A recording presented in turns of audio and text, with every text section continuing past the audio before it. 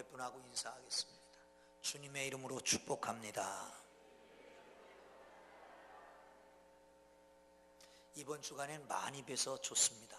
시작. 이번 주간엔 너무 많이 뵈서 좋습니다. 왜 많이 뵀어요? 부흥했으니까 많이 뵀잖아요. 그렇죠? 좋습니다. 그리스에 많은 섬들이 있습니다. 많은 섬들이 오가는 때 배를 타고 오가죠. 그런데 배가 바다 한가운데서 좌초해 버립니다. 그러면 어쩔 길이 없는 거예요. 그걸 가리켜서 아포리아라고 하는 말을 쓴다고 합니다. 아포리아. 여러분, 우리나라 이 현실을 보면서 정말 길이 없다 하는 생각 안 해보셨습니까? 미투 운동이 확산되어 가고 있습니다. 성폭력에 대한 고발이 이어지면서 그야말로 성력이 없구나 하는 생각이 듭니다. 진리를 추구해야 할 상아탑 밑에서도, 정의를 추구하는 법조인들 속에서도, 가장 순수해야 할 문인들도, 아름다움을 창조한 예술계에도 전국적인 미투 운동이 확산되면서 온 나라가 몸살을 앓고 있습니다. 한편으로는 대미관계, 중국, 일본, 북과의 관계, 길이 없는 것 같잖아요. 아울러서 경제적인 문제도.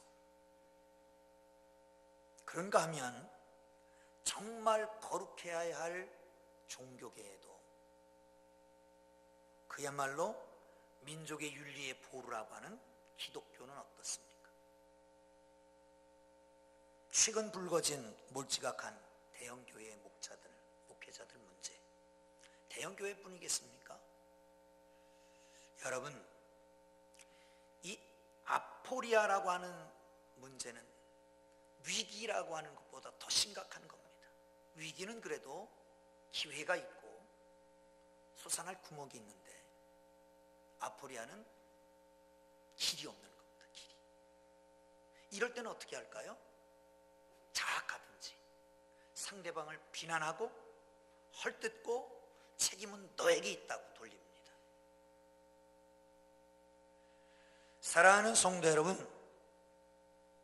그러면 그리스도인들은 어떻게 해야 될까? 그리스도인들 어떻게 해야 될까?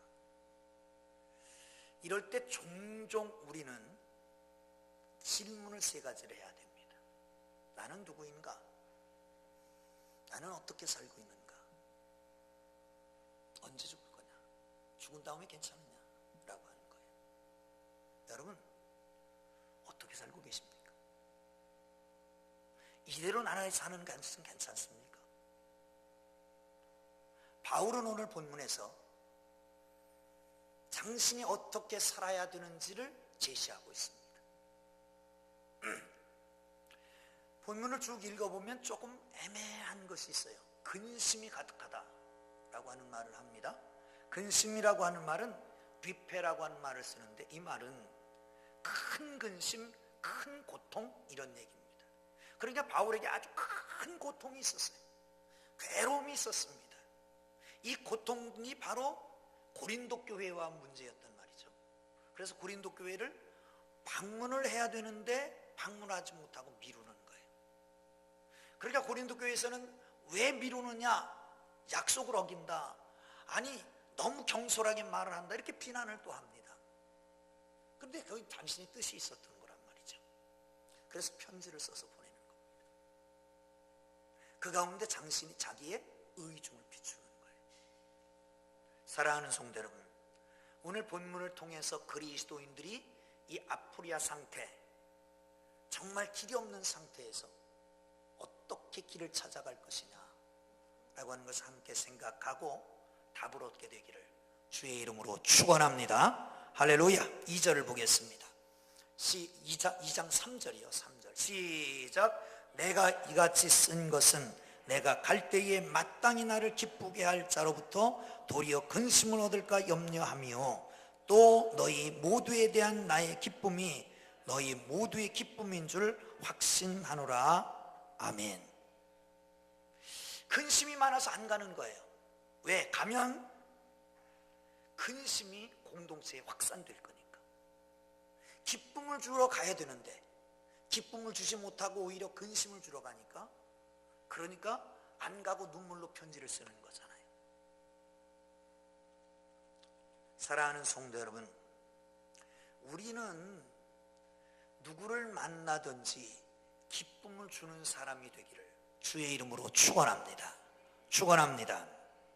고린도후서 1장 바로 앞에, 본문 앞에 1장 24절이 마지막 절입니다. 그리고 2장 1절로 넘어오는데 한번 볼까요? 24절, 1장 24절. 시작. 우리가, 다시 시작. 우리가 너희 믿음을 주관하려는 것이 아니요 오직 너희 기쁨을 돕는 자가 되려 함이니 이는 너희가 믿음에 섰습니다. 아멘. 우리가 너희의 기쁨을 돕는 자가 되려 합니다. 기뻐할 수 없는 사람, 슬퍼하는 사람, 고통 중에 있는 사람,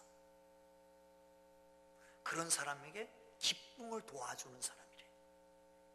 사랑하는 성도 여러분, 기쁨을 도와주는 사람이 되기를 주님의 이름으로 축원합니다. 인생을 기쁘게 사는 것은 정말 복입니다. 좋은 일입니다. 그런데 매사에 부정적으로 보고 비관하고 괴로워하는 사람들이 있습니다. 나름대로 열심히 신앙생활을 한다고 하지만 다른 사람을 피곤하게 하고 하나님을 슬프게 하는 성도들이 종종 있습니다. 항상 얼굴에 미소가 흐르는 얼굴은 다른 사람을 기쁘게 해주지만 자신에게 더 큰 유익이 됩니다. 항상 찡그린 얼굴은 남을 피곤하게 만듭니다. 뿐만 아니라 자신에게도 좋지 않는 영향력이 끼칩니다. 사랑하는 성도 여러분, 우리는 그리스도 안에 있는 사람들입니다. 이 기쁨이라고 하는 문제는 감정의 문제잖아요. 감정이 얼굴로 나타나는데 어떡하란 말이에요. 그러나 여러분, 우리는 감정도 컨트롤할 수 있는 힘이 있습니다. 왜 그렇습니까? 우리는 그리스도 안에 있는 하나님의 사람이기 때문입니다. 할렐루야, 할렐루야. 그렇습니다. 그래서 바울은 말합니다. 주 안에서 기뻐하라. 내가 다시 말하노니 기뻐하라. 할렐루야, 할렐루야. 우리는 자신이 기쁘게 잘 살 뿐만 아니라 남에게도 기쁨을 주고 하나님도 기쁘게 하는 생활을 할 수 있기를 바랍니다. 할렐루야. 예수님은 오시면서부터 기쁨을 줬습니다. 목자들이 양틈에서 양을 지키고 있는데 천사가 나타났습니다. 그리고 그들에게 이렇게 선포합니다. 내가 온 백성에게 미칠 큰 기쁨의 소식을 너희에게 전하노라. 예수 그리스도는 태어나는 자체가 기쁨의 좋은 소식이었습니다. 예수를 만나는 사람마다 기쁨을 얻었습니다. 예수를 만나는 사람마다 슬픔이 사라졌습니다. 문제가 해결됐습니다. 예수 안에 이 놀라운 기쁨이 여러분에게 있기를 주님의 이름으로 축원합니다. 할렐루야. 어떤 분들은 그래요. 하나님의 교회, 풍동교회에 나온 다음에 뭔가 열리는 것 같다. 아멘도 안 하지. 배 아프십니까?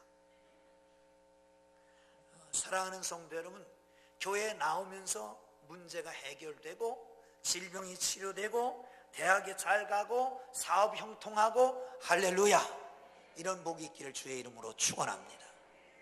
우리 풍동교에서 많이 나타나고 있으니까 계속 나오다 보면 그런 일이 생길 겁니다. 그런데 중요한 거는 그거는 사실은 세상적인 기쁨이에요. 잘 되니까 기뻐하는 거잖아요. 그럼 안 되면 슬퍼하겠습니까? 성경은 그렇게 말합니다. 주 안에서 기뻐하라. 형편이 좋든지 안 좋든지 주님 안에 있으면 기쁨이 있다는 것이에요. 사랑하는 성도들이, 이 기쁨은 영원히 잘됨으로 오는 기쁨, 구원의 기쁨, 사죄의 은총인 것을 믿으시기를 축원합니다. 할렐루야, 할렐루야. 그렇습니다. 이 기쁨을 상실하는 건 종종 인간관계 속에서 상실합니다. 상처를 받고 상실하는 거예요. 그래서 포스트 모더니즘 시대, 이 시대의 사람들을 고슴도치에 비유한 적이 있습니다. 모든 동물들은 이동할 때 짝을 지어서 이동합니다. 아니, 무리를 지어서 이동합니다. 심지어는 사자들도 무리를 지어서 이동하고요, 사슴들은 말할 것도 없고 약한 동물들은 말할 것도 없습니다. 곰도 무리를 지어서 이동합니다. 그런데 무리를 짓지 않고 혼자 이동하는 게 딱 하나 있어요. 뭔지 아세요? 고슴도치예요. 고슴도치.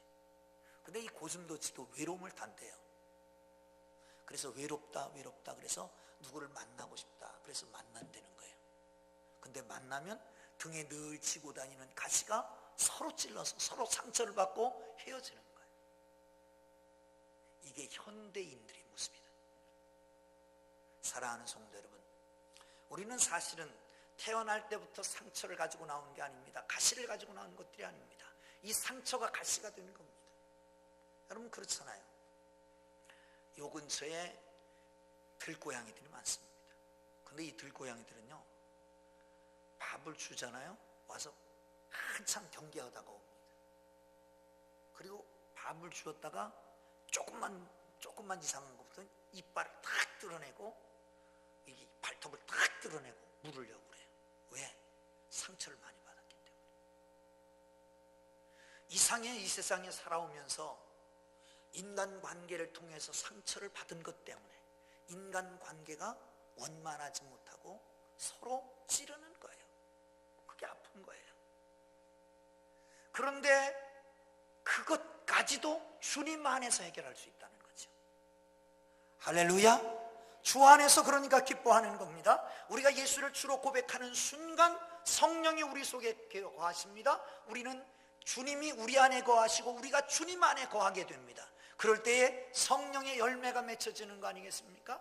너희가 내 안에 거하고 내가 너희 안에 거하면 무엇인지 원하는 대로 구하라, 그리하면 이루리라. 이 아름다운 성령의 열매가 맺혀집니다. 성령의 열매, 사랑과 희락과 화평. 희락, 기쁨의 열매가 거기 있잖아요. 성령이 임하시면 성령이 우리를 다스리십니다. 하나님이 성령이 통치하십니다. 하나님 나라가 우리 속에 이루어지는 겁니다. 하나님은 우리를 다스리는 하나님의 나라 말이죠. 여러분, 하나님 나라는 어떻습니까? 먹고 마시는 데 있는 게 아니라 의와 기쁨과 화평이니라. 기쁨이 여기 있잖아요. 성령이 우리 가운데 임하시면 우리가 성령의 열매를 맺습니다. 하나님의 성령이 우리를 다스리시면 우리가 성령으로 충만해지면 기쁨이 우리 속에 다 대단히 아름답게 자리하게 되는 걸 믿으시기를 축원합니다. 그 기쁨을 가지고 서로를 기쁘게 해주는, 기쁨을 도와주는 하나님의 사람들 되기를 주의 이름으로 축원합니다. 할렐루야. 옆에 사람을 한번 보시죠. 앞에 사람을 보세요. 자, 그렇게 물어보십니다. 주님이 당신 속에 계십니까? 시작. 주님이 당신 속에 계십니까? 그런데 왜 죽상을 하고 앉아 계십니까? 여러분, 주님 안에 주시는 이 영원한 기쁨이 여러분 속에 있기를 주의 이름으로 축원합니다. 할렐루야. 4절 함께 보겠습니다. 시작. 내가 마음에 큰 눌림과 걱정이 있어 많은 눈물로 너에게 썼노니 이는 너희로 근심하게 하려는 것이 아니요 오직 내가 너희를 향한 넘치는 사랑이 있음을 너희로 알게 하려 함이라. 아멘. 고린도 교회를 방문할 때에 슬프고 마음이 상한 경험을 했던 것입니다. 그리고 그는 심사숙고한 다음에 좀 가기를 연기하는 거예요. 그러면서 눈물로 편지를 쓰는 겁니다. 왜? 이는 바울은 율법에 능한 사람입니다. 가말리알 문화에서 배운 율법 학자입니다. 그러니까 딱 부딪히면 배운 게 도둑질이라고 자기가 가지고 있는 게 딱 드러날 거예요. 시시비비를 가릴 겁니다. 넌 이래서 잘못됐고 넌 저래서 잘못됐고 책망할 거 아닙니까? 그러다 징계까지 갈 겁니다. 그러면 결국은 어떻게 되겠어요? 사랑은 고사하고 서로 마음이 상하고 찢기게 될 것이란 말이죠. 그래서 말합니다. 내가 넘치는 사랑을 가지고 너에게 간다. 넘치는 사랑을 가지고. 사랑. 여러분, 히브리 사람들의 지혜를 모아놓은 탈무드에 보면 12가지의 강한 것이라고 하는 글이 있습니다. 거기 이렇게 말합니다. 돌은 강하다. 그러나 쇠에 깎인다. 쇠는 강하다. 그러나 불에 녹는다. 불은 강하지만 물이 끈다. 물은 증발해서 저 구름에 흡수되고 바람은 구름을 이리 갔다 저리 갔다 몰아낸다. 그러나 아무리 강한 바람일지라도 사람만은 어떻게 날려보내지 못한다. 사람은 고민으로 파괴되고 고민은 술로 달래진다. 잠은 술보다 강하다. 그런데 이 잠은 죽음보다는 약하다는 겁니다. 그러면서 이렇게 얘기합니다. 죽음은 강하다. 모든 것은 죽음과 함께 사라진다. 가장 강하고 무서운 것이 죽음이다. 그러나 그 죽음도 어떻게 할 수 없는 강한 것이 있다. 그것이 뭐냐? 뭐죠? 그게 뭘까요? 사랑이다. 알기는 잘하라. 죽음보다 강한 것이 사랑입니다. 십계명. 예수님 종종 이것이 율법이요 선지자다 이런 말씀했는데 말씀을 가리켜 놓고 이게 바로 율법이요 선지자다. 특별히 그 첫째 가는 계명, 둘째 가는 계명을 이렇게 얘기합니다. 마태복음 10장 29절부터 31절에 보면 예수께서 이르시되 첫째는 이것이니 이스라엘아 들으라. 주 곧 하나님은 유일하신 주시라. 내 마음을 다하고 목숨을 다하고 뜻을 다하고 힘을 다하여 주 너희 하나님을 사랑하라 하셨으니 이것이 첫째 가는 계명이요. 둘째는 그와 같으니 네 이웃을 네 몸과 같이 사랑하라 하신 것이라. 이보다 더 큰 계명이 없느니라. 그래서 사랑은 율법의 완성이다. 그렇게 말합니다. 율법을 딱 줄이면 10가지 계명. 10계명을 반으로 딱 나누면 1절 1부터 4까지는 하나님에 대한 계명, 하나님을 사랑하라는 거예요. 그리고 5부터 10까지는 사람을 사랑하는 거예요. 사랑하는 성도 여러분, 그렇습니다. 사랑은 율법의 완성입니다. 사랑의 마음을 가지고 사랑하며 살기를 주님 이름으로 축원합니다. 10계명은 다 외우십니까? 옛날에 교회 오면 제일 먼저 가르치는 게 주기도문, 사도신경, 그 다음에 10계명 가르쳤어요. 이 세 가지는 항상 있을 것이요, 그 중에 하나도 못 외우면 세례를 안 줬단 말이죠. 10계명 다 외우십니까? 10계명 외우는 거 가르쳐 드릴게요. 1. 일단은 여호와 하나님만 유일한 신으로 섬겨라. 2. 이상한 우상 만들지 마라. 3. 삼가 여호와의 이름을 망령되이 일컫지 마라. 4. 사업 핑계대고 안식일 범하지 마라. 5. 오마니와 아버지를 공경하라. 6. 육신의 생명은 누구의 생명도 귀하다. 7. 7계는 가정의 보루다. 7보단장한 여인을 조심해라. 8. 팔팔한 힘이 있을 때 남의 것 빼앗지 마라. 9. 구라치지 마라. 10원이라도 남의 것 탐내지 마라. 어떻게 외울만 하겠습니까? 한번 시험해 볼까요? 여러분, 요즘 젊은이들은 지나치게 사랑해서 아주 미치겠다고, 너 아니면 죽어버릴 거라고. 근데 사실 헤어지고 죽은 사람 하나도 없더라고. 근데 성경은 그런 말씀이에요. 빌립보서 2장 17절을 보시면 함께 볼까요? 시작. 만일 너희 믿음이 재물과 봉사 위에 내가 나를 관제로 드릴지라도 나는 기뻐하고 너희 무리와 함께 기뻐하노라. 이 무슨 말이냐면 이런 겁니다. 관제라고 하는 것은 제물을 제단에 드리고 맨 마지막에 포도주를 붓는 거예요. 그럼 제사가 끝나는 거예요. 그런데 너희의 봉사 위에 내가 내 몸을 관제로 드려. 내가 죽어 내 피를 쏟아. 그럴지라도 나는 기뻐하고 기뻐한다는 거예요.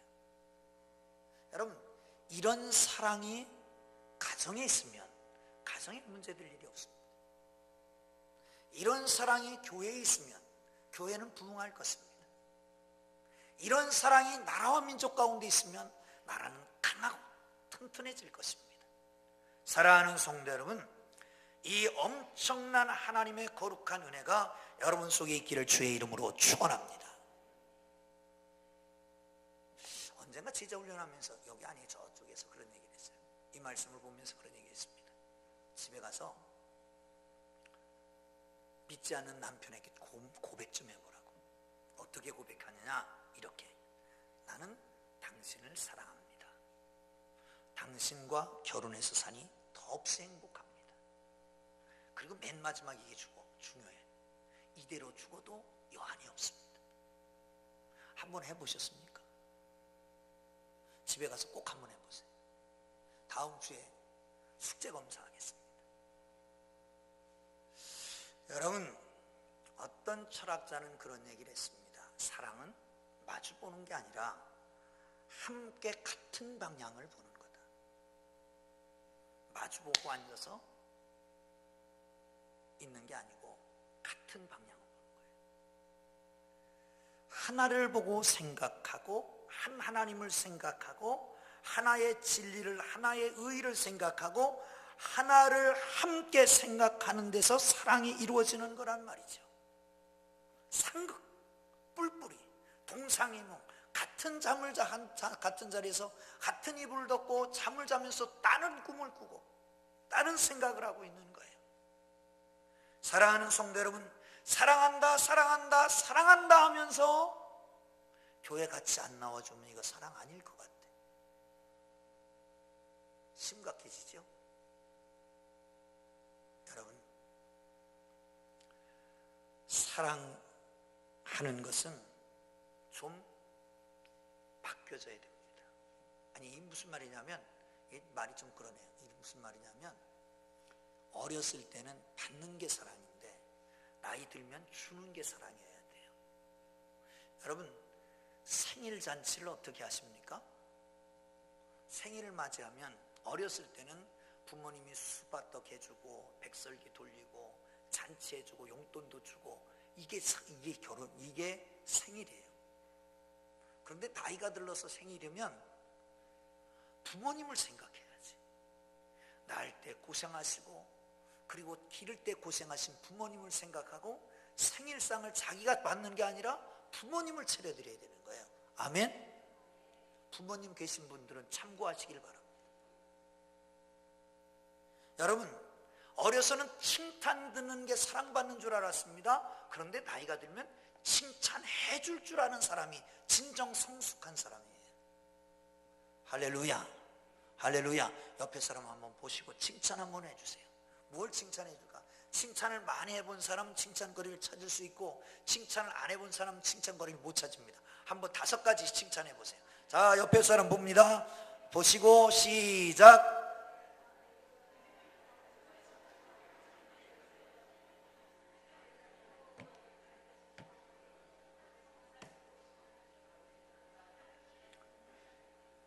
어떻게 다 하셨습니까? 근데 왜 이렇게 빨리 끝나죠? 여러분, 사랑은 관념이 아닙니다. 철학도 아닙니다. 신학도 아닙니다. 신앙도 아닙니다. 사랑은 행함입니다. 실천입니다. 오늘부터 실천하기를 주의 이름으로 축원합니다. 그래서 남을 사랑하는 자는 율법을 다 이뤘다고 말합니다. 사랑은 이웃의 악을 행하지 아니하나니 그러므로 사랑은 율법의 완성이다 라고 말씀합니다. 어거스틴은 그런 얘기를 했어요. 하나님을 사랑해라. 그리고 네 맘대로 해라. 하나님을 사랑하고 그 사랑 가지고 살아가는 하나님의 사람들 되기를 주의 이름으로 축원합니다. 할렐루야. 마지막 또 하나 7절 보시죠. 시작. 그런즉 너희는 차라리 그를 용서하고 위로할 것이니 그가 너무 많은 근심에 잠길까 두려워하노라. 아멘. 오늘 왜 고린도후서 1장을 보는지 2장을 보는지 아시죠? 아시죠? 그런데 아직 저 뒤에 큐티책이 그냥 남아있는 것 같은데 이제 저기 기한도 지났잖아요, 그죠? 오늘은 막 떨이로 드릴 테니까 가져가세요. 책 파는 사람 같으네. 여러분, 용서. 사실은 교회에 일어나는 문제는 개인의 문제가 아니라 공동체 전체의 문제입니다. 바울은 내 기쁨을 가지고 너희에게 가면 너의 기쁨이 있고 너의 기쁨이 내 기쁨이 된다, 이렇게 말합니다. 그러니까 용서하는 문제도 그렇습니다. 용서하는 문제도 그냥 용서해야 되는 거예요. 용서 안 하면 어떻게 될까요? 여러분, 개인의 문제가 아니라니까요. 아니, 누구와 둘이 불화한데 싸웠대. 그러면 그 순간부터 교회 분위기가 안 좋아지는 거예요. 이게 조금 나가서 이게 교회의 영향력 있는 사람이면 줄서기 시작합니다. 누가 잘못됐대. 자기 편에 있는 사람 반대를 잘못했다고 그러는 거예요. 더 큰 문제는 목사와 장로가 싸웠다. 그런 일은 없겠지만 우리 풍동교회는 주님 오실 때까지 그런 문제가 없을 거예요. 아멘. 그런데 그랬다 그러면 그 다음부터 진짜 심각해지는 거예요. 줄서기 하잖아요. 여러분, 이건 막다른 골목에서 하는 얘기고 평신도 둘이 불화를 하더라도 교회 전체에 문제가 생기는 겁니다. 여러분 생각해 보세요. 교회 와서 앉아서 머리를 푹 숙이고 한숨만 푹 쉬고 있는 한 사람이 있어. 그러면 강단에서 목사가 이렇게 훑어보다가 아이고, 저 문제가 무슨 문제일까? 가정 불화가 있었나? 이혼한다고 그러는 건 아닌가? 아니면 암이 생겼다고 그런 거 아닌가? 누구와 싸운 건 아닌가? 안 그러겠어요? 그러겠어요? 저만 그런 게 아니라 교회에 관심 있는 사람 모두가 다 그러는 거예요. 모두가 다. 사랑하는 성도 여러분, 그러니까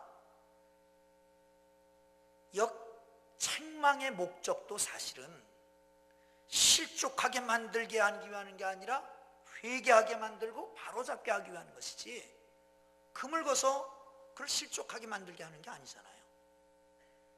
아니, 무슨 의견 다툼이 있어서 서로 싸웠다, 말다툼을 했다, 그건 뭘 그렇게 오래 갖고 가? 그래갖고 서로 그냥 눈치 보고 있게 만들어. 여러분, 그러지 말고요, 주님 안에서 용서하기를 주의 이름으로 축원합니다. 용서는 명령입니다. 의무입니다. 용서해야만 됩니다. 용서하지 않으면 하나님 나라 갈 수도 없습니다. 사랑하는 성도 여러분, 그렇습니다. 바울은 고린도 교회 향해서 말합니다. 용서를 해라. 그 사람이 실족한 것 같다. 그런데 용서해라. 이만하면 됐다. 용서해라. 사랑하는 성도 여러분, 아직까지도 용서 못할 사람이 있습니까? 예수님은 지금 사순절이잖아요. 사순절. 십자가에 달려 돌아가시면서까지 하나님, 저들을 용서해 주세요. 저들이 하는 짓이 뭐 하는 짓인지 모르고 나한테 못을 받고 있어요. 용서해 주세요. 십자가에 달려 죽으면서까지 용서를 선포하고 하시잖아요. 용서하고 하시지 않습니까? 그렇습니다. 용서해야만 됩니다. 폴 트루니엘은 그런 얘기를 했습니다. 병과 도덕성은 매우 깊은 관련이 있다. 용서하지 않으면 질병도 낫지 않는다. 그런 얘기를 합니다. 한 사람이 팔이 부러져서 깁스를 했습니다. 깁스하면 대개 6주면 깁스를 풀르잖아요. 빠른 젊은 아이들은 4주면 풀르고 다 붙습니다. 근데 4주가 끝났는데 붙질 않아요. 다시 깁스를 했는데 6주가 되는데 또 붙질 않아요. 그래서 이상하다고 교회를 갸웃갸웃 하면서, 아니 당신은 왜 팔이 안 붙느냐고. 그랬더니 그분이 그러더래요. 안 붙을 수밖에 없습니다. 이 팔로 마누라를 때렸습니다. 그러니 붙을 리가 있나? 그래서 그 의사가 지혜로운 사람인 것 같아요. 그 부인한테 가서 얘기를 했대요.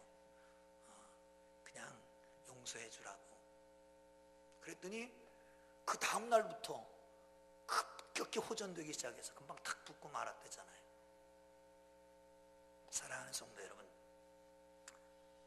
백미라고 하는 말이 있습니다. 여러분, 장승효라고 하는 사람이 화가였었는데 담장에다 용을 그려달라고 그래서 용을 그렸어요. 그런데 눈을 안 그리는 거예요. 주지승이 아니 왜 용에 눈이 없냐고, 눈을 좀 그리라고. 아니 눈 그리면 날아갑니다. 아이 그럴 일이 있냐고, 이 그림이 뭘 날아가냐고. 그래서 할 수 없이 용에 눈을 그렸대요. 그랬더니 용이 진짜 용이 돼서 날아갔대. 그걸 가리켜서 활용점정이라고, 점정이라고 그러잖아요. 여러분, 신앙의 백미는 용서입니다. 용서하지 않으면 주님이 안 계시는 겁니다. 여러분의 마음속에. 용서하지 않으면 신앙이 자라지 않습니다. 용서하지 않으면 기도가 응답되지 않습니다. 용서하지 않으면 질병도 치료되지 않습니다. 용서하기를 주님의 이름으로 축원합니다. 가정과 교회는 용서의 훈련장입니다. 서로 다른 생각, 다른 가치관을 가지고 모여서 삽니다. 남자 여자 다 그런 거 아니에요.